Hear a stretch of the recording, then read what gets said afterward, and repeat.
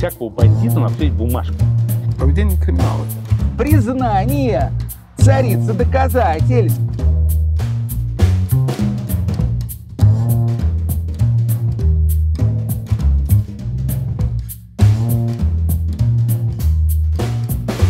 По документам все было совершенно чисто.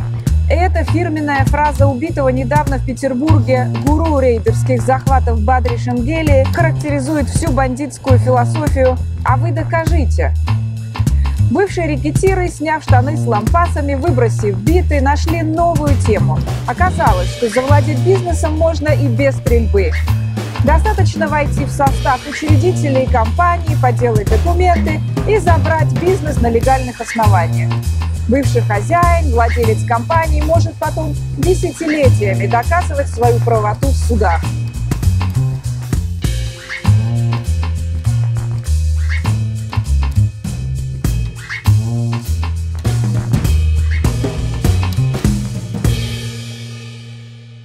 А вы докажите, конечно, самая омерзительная фраза, которая только может быть.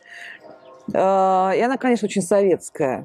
Она все-таки родственница «Вас много, я одна». Если тебе говорят, что солнце всходит на западе, ты говоришь: нет, это не так. Посмотрите, солнце всходит на востоке, это все знают. Что все знают? А вы докажите. У всякого бандита на все есть бумажка. Именно поэтому Аль Капоне сел только за неуплату налогов, а не за кучу убийств, которые он совершил. Да? Это абсолютно...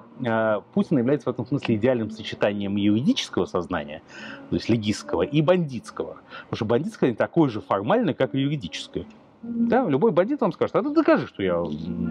Потом выясняешь, что не можешь доказать. А то, что человек похож на бандита, это не является уголовным преступлением. А вот Путин является идеальным сочетанием юриста и бандита, абсолютно. В котором всегда требует формальных доказательств. Дайте формальные доказательства, что я что-то совершил. Если у вас их нет, значит, я прав. Путинцы, они бандиты в хорошем смысле. Что, да, бандиты. Так вот, это хорошо. Господин Путин, господин Лавров, господин Песков, госпожа Захарова врут наглым образом, да, и все понимают, что врут. Но тем не менее, это хорошо, это такая некоторая удаль, да, вот. Советский Союз и Россия, значит, и криминалы, значит, они уважают силу. Значит, если почувствуешь, что ты слабый, значит, никто тебя жалеть не будет. А если ты видишь, что ага, это наш парень, значит, у него тоже нож есть, и не боится, значит. А Запад,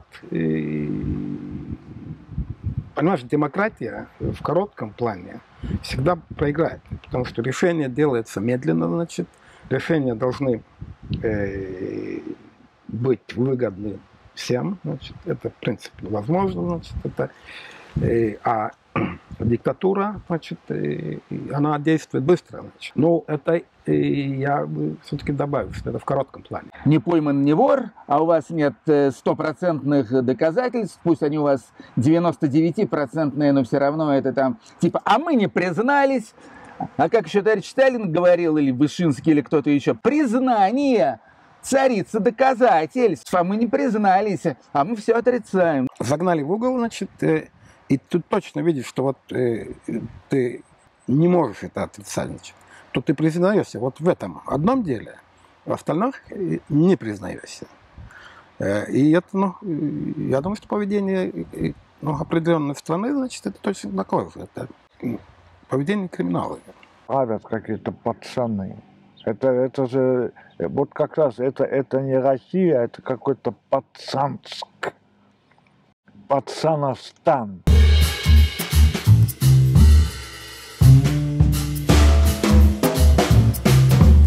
А если перенести этот метод братков на внешнюю политику, то выходит тоже очень красиво. Таким образом, «Постправда» стала инструментом начала вторжения в Грузию в августе 2008 года. Обвинив грузинские войска в нападении на российских миротворцев, колонна бронетехники прошла через Рогский тоннель и вторглась на территорию Грузии. Все это сопровождалось массированной поддержкой в средствах массовой информации. Утверждалось, что Грузия устраивает геноцид осетин, что у власти в Тбилиси шизофреник и убийца. Вся эта кампания была тщательно подготовлена, а правильнее будет сказать «состряпана». Схема рейдерского захвата сработала идеально. То, что Россия стала использовать сейчас, это язык вражды. И это страшный язык, потому что это первый раз проявилось именно в подготовке 2008 года, когда не назывались грузины грузинами. Да, они назывались черными, они назывались кавказцами, назывались как угодно, но только не грузинами. Когда по школам было дано задание учителям проверить, есть ли у них в классе грузины, когда стали высылать грузин из Москвы, да, это было совершенно страшное обесчеловечивание в общем, очень дружественная тебе нация, как и всем. Грузины вообще очень дружественная нация по отношению ко всем. И, конечно, произвести вот такой перелом в мозгах у людей, что это агрессивная страна, это было сложно, но это было сделано. Потом абсолютно такая же технология была применена в период подготовки к российскому вторжению в Донбасс. Я не говорю, это после уже аннексии Крыма, когда вдруг потоком по телевидению шло вот это вот обесчеловечивание украинца. Для меня основная беда России – это такой циничный правовой нигилизм.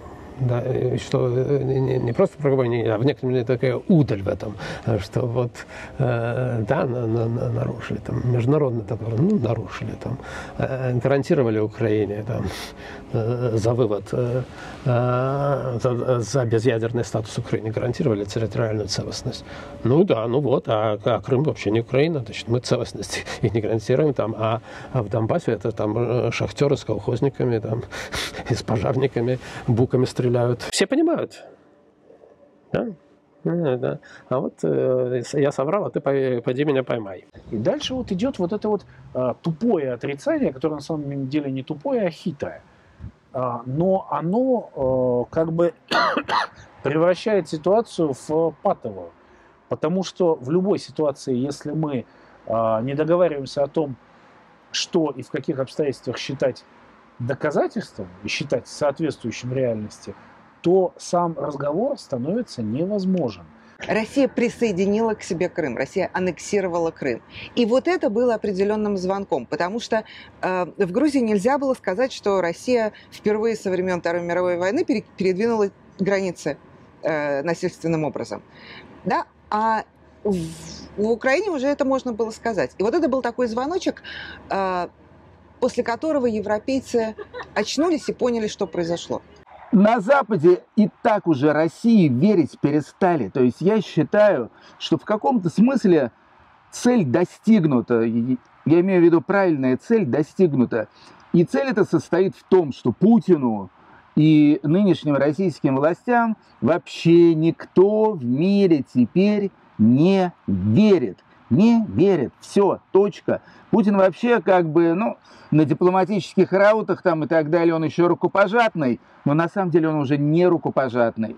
Ни о чем с ним договариваться не будут, потому что всем известно, что человек врет, как дышит. Если спросить немецкого избирателя, скажите вот в газетах, давайте ответим фейковым ударом на Путину за 400 миллионов евро. Он скажет, секундочку, это же деньги из моих налогов. Я не чувствую никакого Путина в своей жизни. Вот есть проблема команды Ливеркузен, как бы вот надо как-то ее там типа все-таки приподнять, наверное, футбольной, условно говоря. И вот у нас проблема, что хуже стал Мерседес продаваться на каких-то юго-восточных рынках, так сказать. А какой-то вот этот Путин, да пусть он там сам себя там задушит, как бы сам себе ногу перепилит. Значит, почему мы должны выделять эти деньги? И ни одно правительство не получает полномочий на то, чтобы с этим вести какую-то борьбу.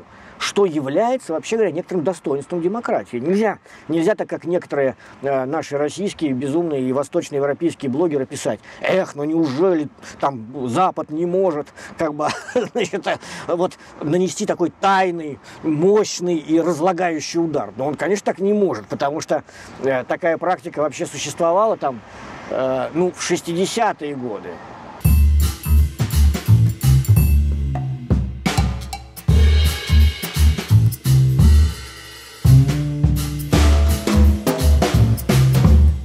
Не получив справедливого осуждения со стороны западного сообщества, России спустили вторжение в Грузию, и до сих пор захваченная территория Грузии находится под российской оккупацией. Кремль сделал выводы о вседозволенности и силе постправды. Аннексия Крыма стала логическим продолжением. И опять все по протоколу. Провели референдум в Крыму, заручились поддержкой местного населения, выдали российские паспорта. А все претензии западного мира, что нарушены, мол, международные законы, звучит ответ: а вы докажите. И с тех пор постправда стала сутью российского общества. Нам ваши законы не писаны. У вас своя правда, а у нас своя правда. Вы считаете, что мы отравили Скрипалей, а мы считаем, что это выгодно вам. Российские хакеры проникают в систему управления государств, вмешиваются в выборы. Диверсанты разгуливают по Европе, а патриарх говорит: перекрестишься на горе Афон, будешь наказан. И что будет следующим шагом, остается только догадываться. Фейк-ньюс связан как бы с обратным. Когда уже реальный поступок воспринимается как художественный жест, точнее, к нему относятся как к художественному жесту. Что я имею в виду? Я имею в виду, что в искусстве всегда нет одной истины, нет абсолютной истины. Да? Существует, то есть искусство — сфера уникального. Вот сколько людей говорят, столько мнений. Да? Что значит? Это значит, что у каждого своя правда. Вот. И это проецируется на реальную жизнь. Что у каждого есть своя правда. Да, вот они говорят, что мы украли. А на самом деле мы не украли, а мы вернули награбленное. Да? И вот этот принцип, он становится, ну, назовем это всеобщим. И становится всеобщим еще потому, что доказательство подлинности той или иной вещи становится, ну, если не невозможным, то очень проблематичным. Потому что все проходит через медиа. То есть раньше люди все-таки думали так, что ну, написать-то в газете могут все что угодно, там, пока не увижу фотографии или не увижу видео, не поверю. То есть предполагалось, что да, написать все что угодно, а вот сфотографировать только так можно. Хотя мы знаем, что Сталин еще в свое время, там, если казнили какого-то высокопоставленного генерала или чиновника, то тут же во всех архивах фотографии с ним ретушировались. То есть так, чтобы как бы человек исчез. Был человек и нет его. Вот. То есть, ну а с появлением цифровой фотографии вообще понятие как бы фальсификация — это вообще уже. То есть это нормально, работа, постпродакшн называется, то есть работа с цифровым имиджем. Да, то есть люди продолжают верить в это, и появляется некоторая ниша для умножения, назовем это так, умножения неправды, вот, или для предъявления миру многих разных правд. Тут начинается вопрос толкования. Вот референдум, там Путин говорит: а что, референдум, вот крымчане большинство высказались за. Запад и Украина говорят: да какой же это референдум, если там ваши войска стояли, да плюс к тому фактически это проводилось не по законам Украины, которой Крым по международному праву принадлежит.